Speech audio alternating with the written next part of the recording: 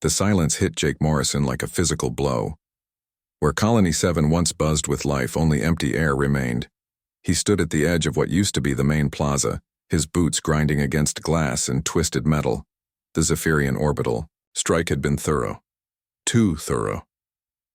Jake pulled out his scanner and swept the area again, hoping for any sign of life. The device remained silent. He had checked the same spot 17 times in the past hour.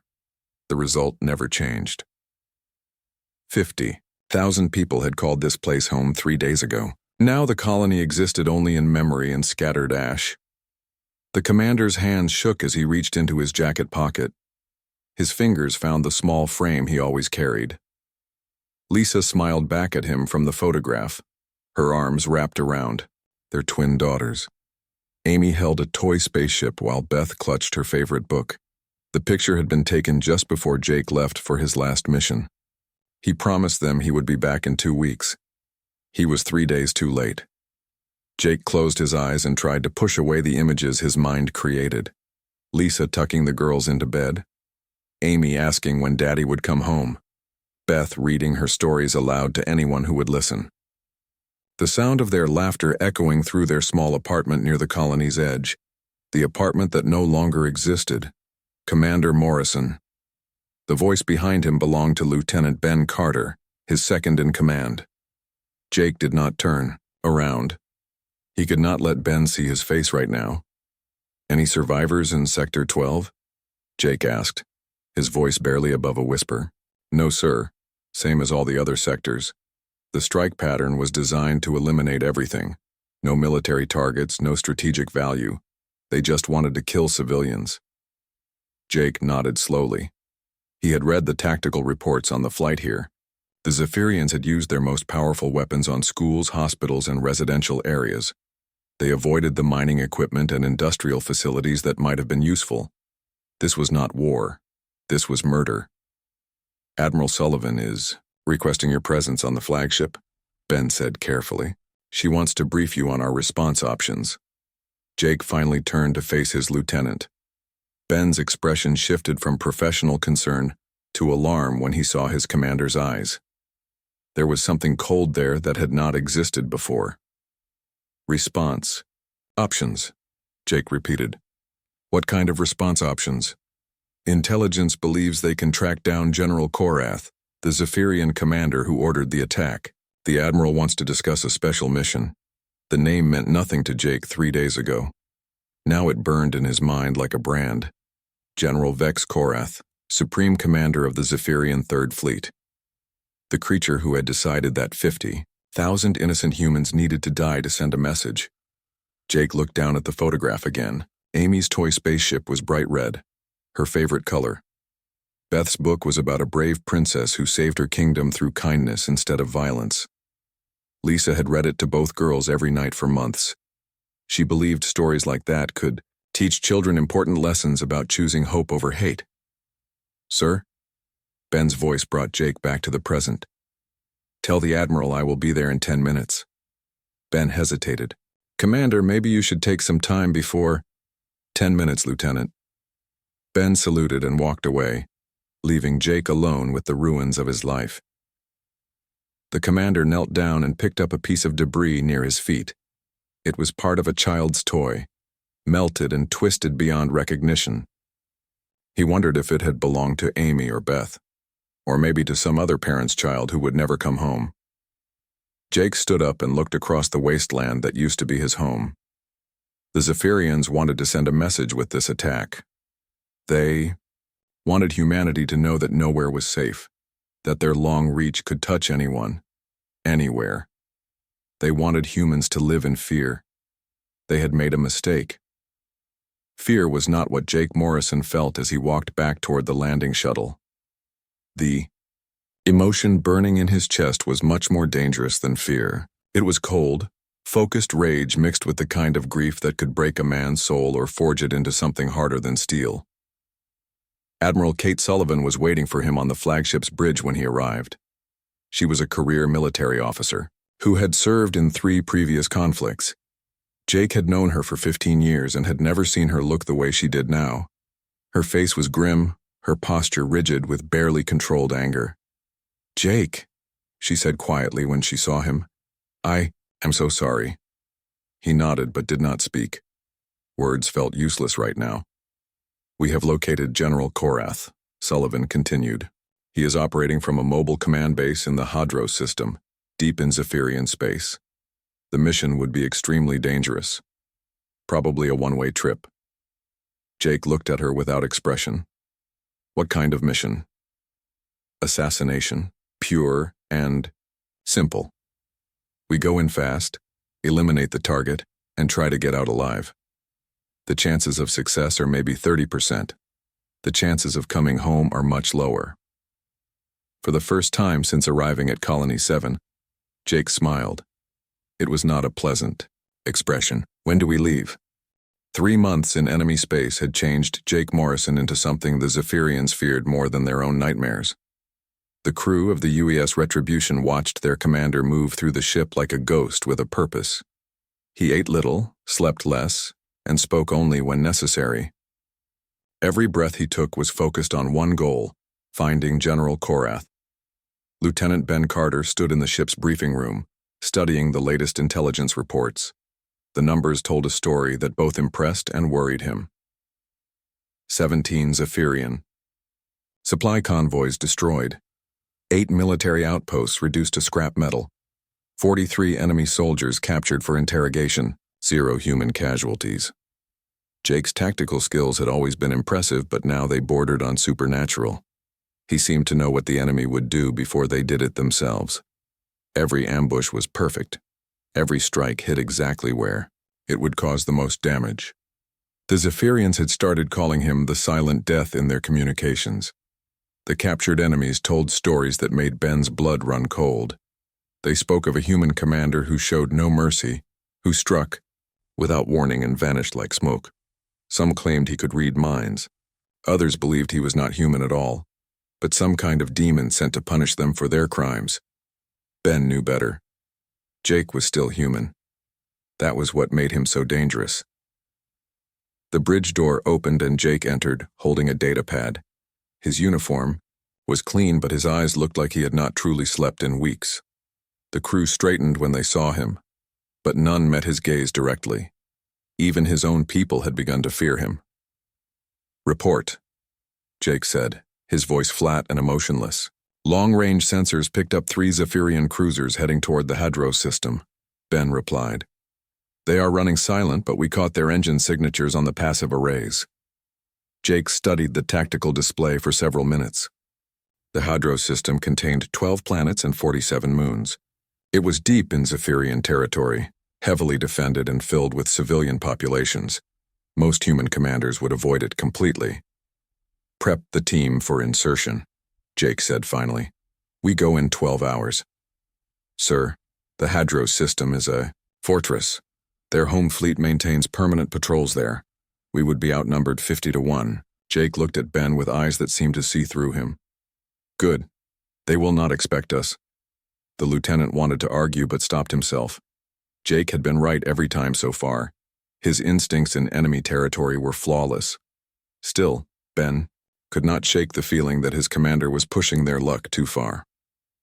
Later that evening, Ben found Jake in his quarters, staring at the same photograph he always carried. The picture showed a beautiful woman with kind eyes and 2 young girls who shared their father's stubborn chin. Ben had never met Jake's family, but he felt like he knew them from how often his commander looked at that image. "The crew is worried about you," Ben said carefully.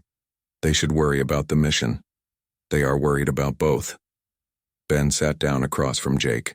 "You have not been the same since Colony 7. None of us blame you, but this path you are on leads nowhere good."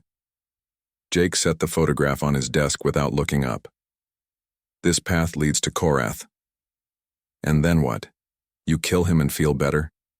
You think Lisa would want this version of you?" For a moment, something flickered in Jake's eyes. Pain, maybe, or regret.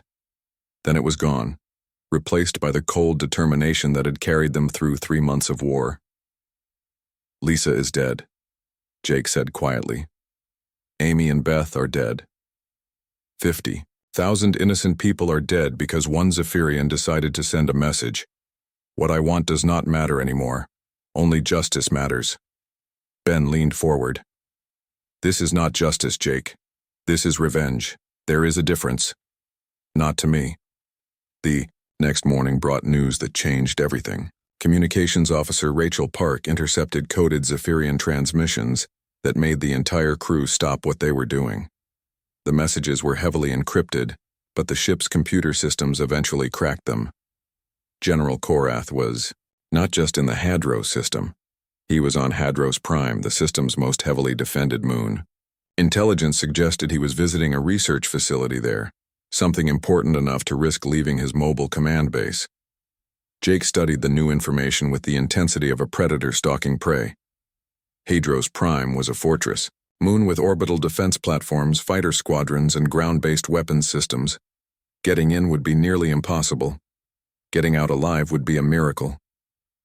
There is something else, Rachel said hesitantly. The facility Korath is visiting is not just military. Our scans show civilian quarters, family housing, even what looks like a school. Jake's expression did not change. Zephyrian families? Yes, sir.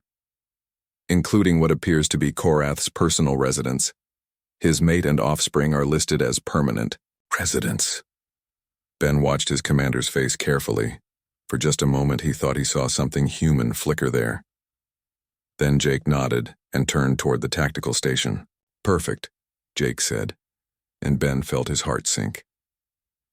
The assault plan Jake created over the next 6 hours was brilliant and terrifying. It would get them onto Hadros Prime, into the research facility, and face-to-face with General Korath. It might even get them out alive afterward, but Ben could see something in his commander's eyes that worried him more than any enemy weapons. Jake was not just planning to kill Korath anymore. He was planning something much worse. Revenge, Ben realized, was about to become very personal. The assault on Hadros Prime began at 0400 hours, ship time.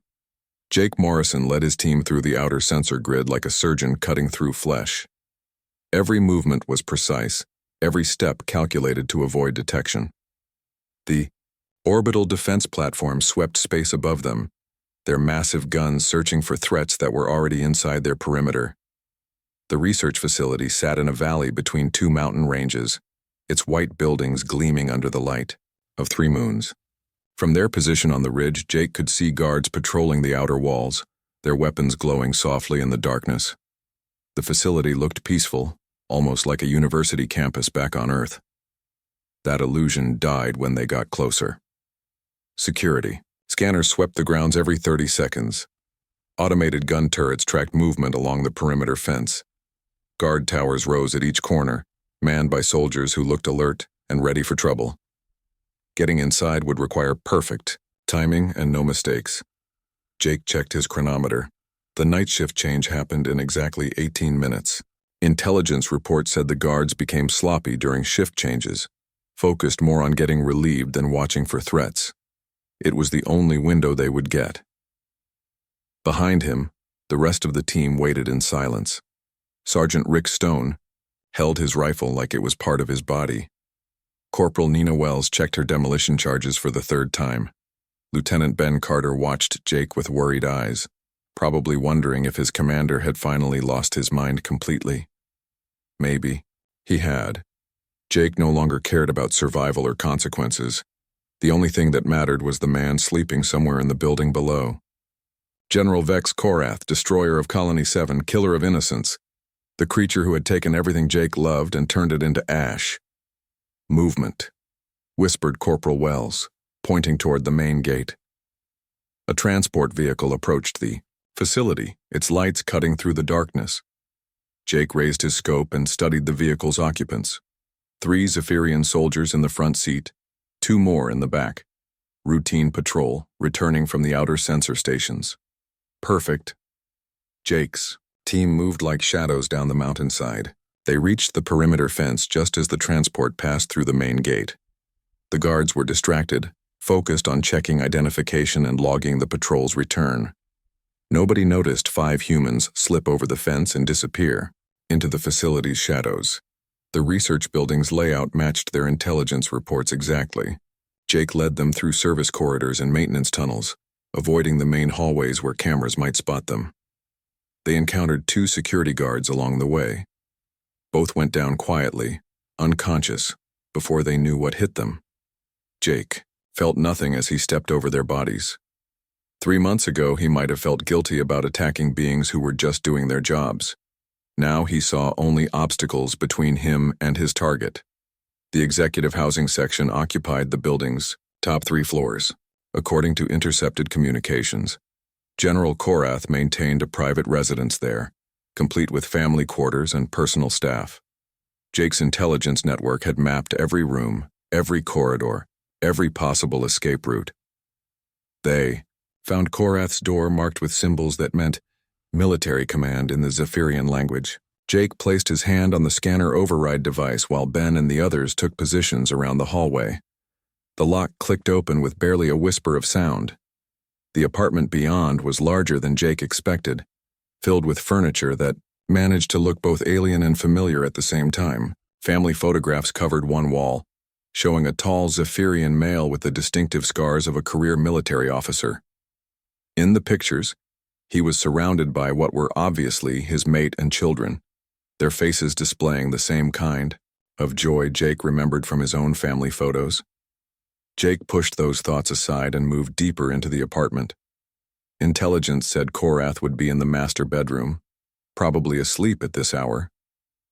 The door stood slightly open, revealing darkness beyond.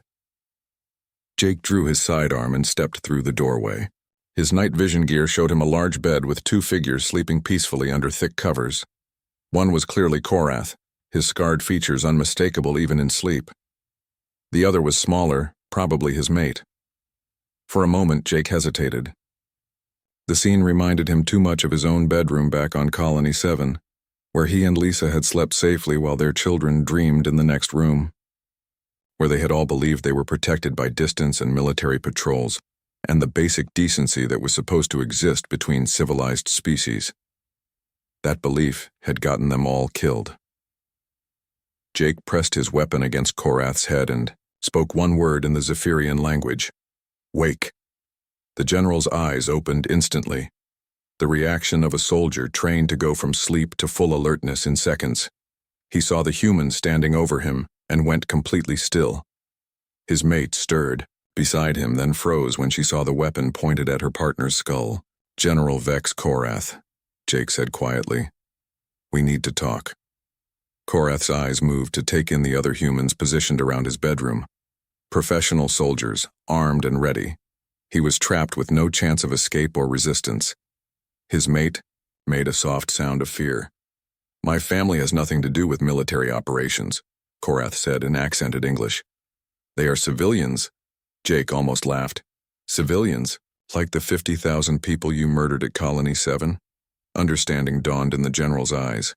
He knew who Jake was now, knew why death had come to his bedroom in the middle of the night. His body tensed, preparing for the end.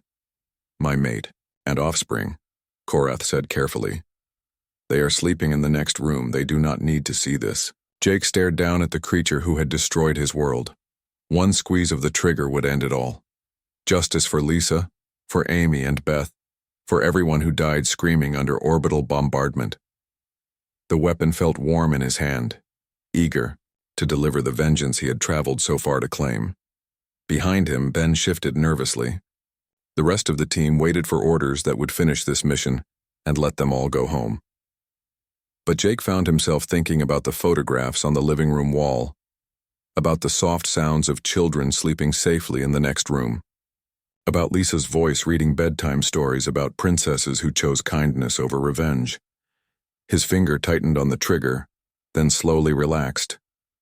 Get up, Jake said finally. We have things to discuss. General Korath sat on the edge of his bed, hands folded in his lap, waiting for death. His mate had moved to the far corner of the room, her large eyes fixed on the human soldiers who had invaded their home. In the silence, they could all hear the soft breathing of children sleeping in the next room. Jake Morrison stood 3 feet away, his weapon still drawn but no longer pointed at the general's head. For the first time in 3 months, His hands were not steady. The rage that had carried him across enemy space was still there, burning like acid in his chest, but something else was fighting it now. "Do you know who I am?" Jake asked quietly.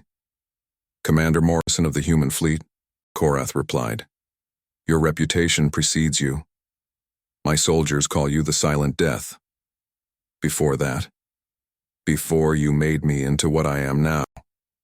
Korath's scarred face showed confusion.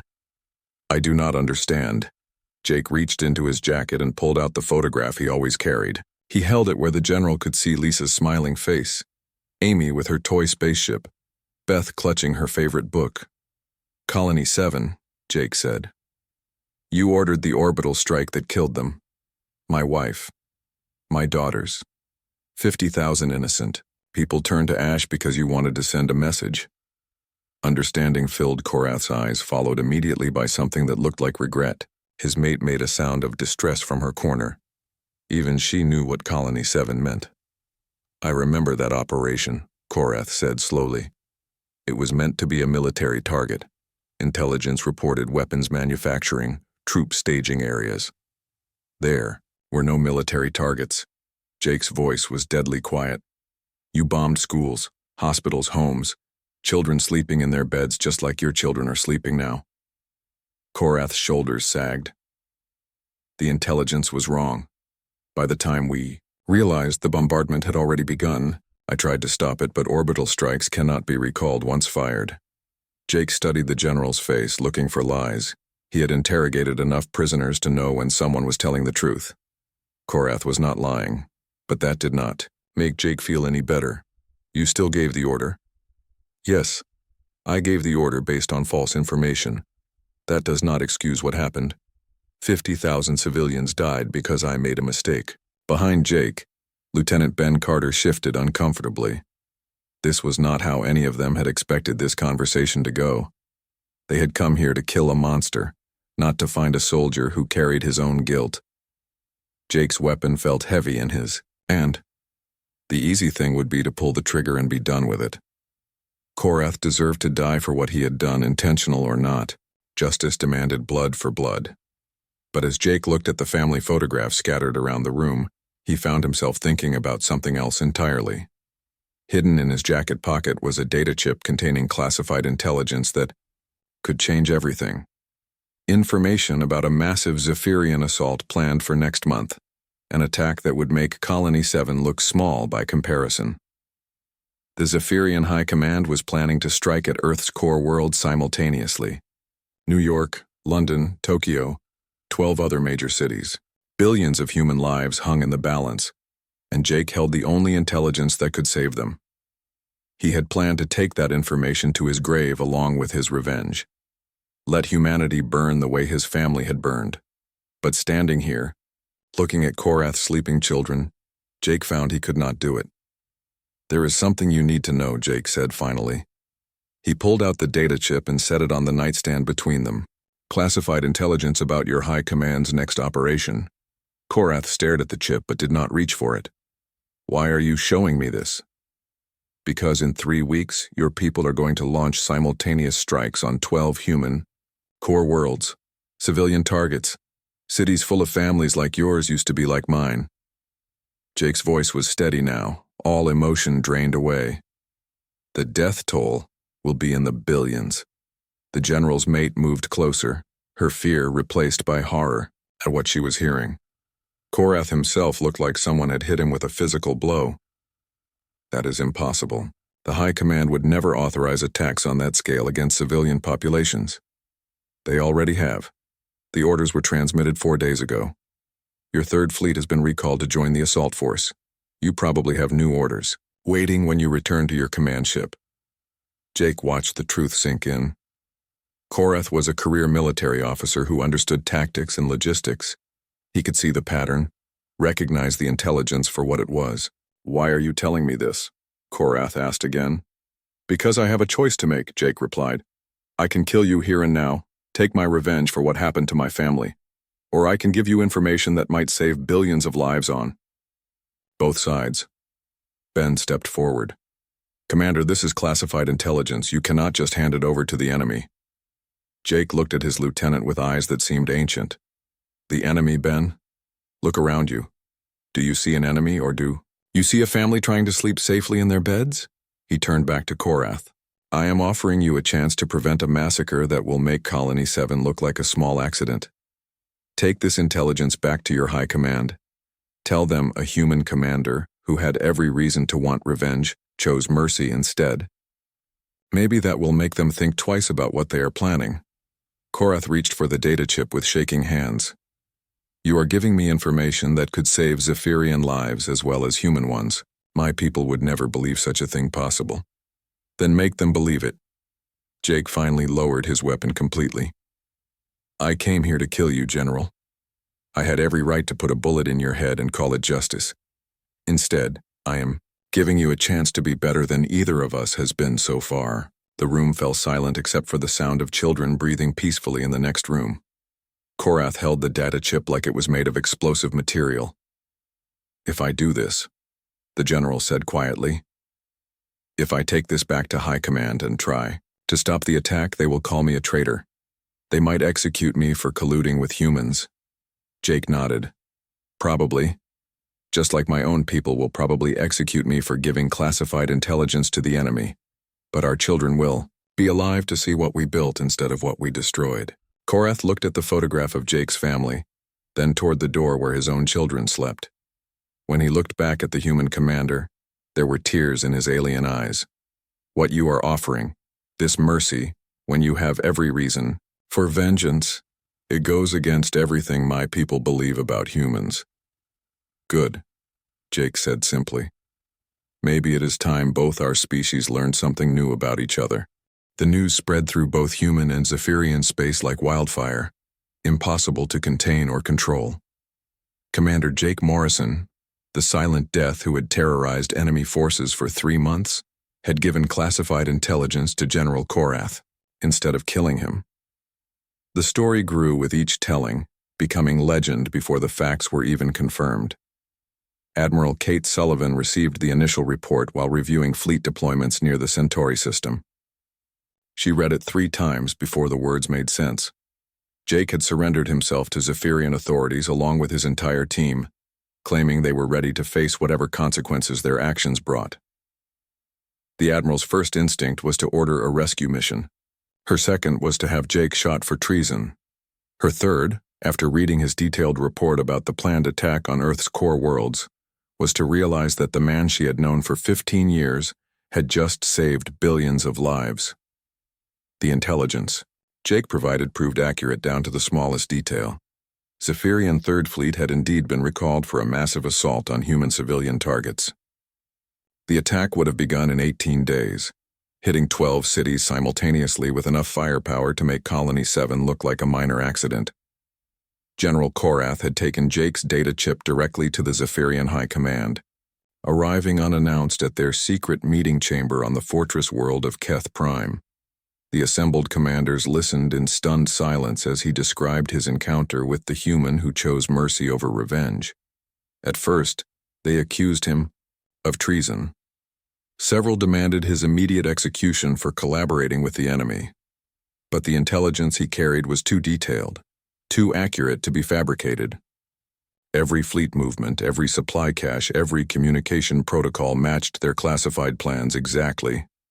High Commander Zex Thrall, supreme leader of all Zephyrian forces, studied the data for hours while Korath waited under guard. Finally, the ancient warrior looked up with eyes that had seen too many wars. This human commander, this Morrison, Thrall said slowly. He had you at his mercy and chose not to take it? Yes, High Commander. He could have killed me and my family. Instead, he gave me information that will save millions of lives on both sides, and he surrendered himself afterward. He said the intelligence was worth more than his freedom. He wanted us to know that humans are capable of mercy even when they have every reason for hatred. The debate that followed lasted 3 days and nearly tore the High Command apart. Half the generals demanded the attack proceed as planned. The other half questioned whether they truly understood their enemy at all. Commander Vex Sharl, Korath's longtime rival, spoke for the war faction. This changes nothing. Humans destroyed our colonies at Kef and Nerith. They have shown us no mercy. Because we have shown them none, Korath replied. We started this cycle of revenge with Colony 7. Morrison could have continued it. Instead, he chose to break it. High Commander Thrall made the final decision. The planned assault on Earth's core worlds was cancelled. Instead, he authorized secret peace negotiations, using Jake Morrison's sacrifice as proof that both species could choose a different path. The human response was equally dramatic. Jake's court-martial became the most watched trial in military history. Protesters filled the streets outside the courthouse, some calling him a hero, others demanding his execution for treason. Admiral Sullivan testified on his behalf, reading his complete mission report to a packed courtroom. When she described Jake's decision to give away critical intelligence to save civilian lives, the room fell silent. Commander Morrison had every legal and moral right to execute General Korath, she told the tribunal. Instead, he chose an action that prevented the deaths of billions of innocent people. If that is treason, then perhaps we need better traitors, Lieutenant. Ben Carter's testimony proved even more powerful. He described the man he had served with, watching Jake transform from a grief-stricken widower into something cold and dangerous, then finally into someone willing to sacrifice everything for peace. The commander who infiltrated that facility was ready to die for revenge, Ben said. The man who walked out was ready to live for something better. Public opinion began to shift as more details emerged. Jake's family photographs appeared on news broadcasts across human space. People saw Lisa's kind face, Amy clutching her toy spaceship, Beth with her favorite book about the princess who chose kindness over violence. The trial ended with an unprecedented verdict. Jake Morrison was found guilty of sharing classified intelligence with enemy forces. He was also commended for preventing the deaths of billions of civilians. His sentence was time served plus permanent exile from military service. Jake accepted the verdict without emotion, the same way he had accepted everything since Colony 7. But when he walked out of the courthouse a free man, something had changed in his eyes. The cold rage was gone, replaced by something that looked almost like hope. General Korath was waiting for him outside the courthouse, having arrived on the first diplomatic transport allowed into human space in 50 years. The Zephyrian wore civilian clothes and carried no weapons. His scarred face showed the strain of his own legal battles back home. Commander Morrison, Korath said formally, I wanted to thank you personally. Jake nodded but did not speak. They stood together in awkward silence while news cameras recorded every moment. My children ask about you, Korath continued. They want to know why the human soldier chose not to hurt their father. What do you tell them? I tell them that sometimes the bravest thing a warrior can do is choose not to fight. Jake looked at the alien general who had destroyed his world, and then helped save billions of others. Lisa would have liked that answer. She always believed people could choose to be better than their worst moments. 6 months later, the first permanent peace treaty between humans and Zephyrians was signed in a ceremony broadcast across both civilizations. Jake Morrison and Vex Korath stood together as witnesses, two former enemies who had chosen mercy over hatred. The rebuilt Colony 7 became a symbol of that choice. Human and Zephyrian families lived there together, their children playing in the same parks where Jake's daughters had once laughed. The colony's central monument bore a simple inscription in both languages. In memory of those lost, in hope of what can be built. Jake visited the monument every year on the anniversary of the attack. He would place flowers at the memorial and tell Lisa, Amy, and Beth about the world their sacrifice had helped create. A world where former enemies worked together, where children of different species grew up as friends, where the cycle of revenge had finally been broken. The man who had every reason to kill had chosen instead to heal. And in that choice, he had found something worth living for again.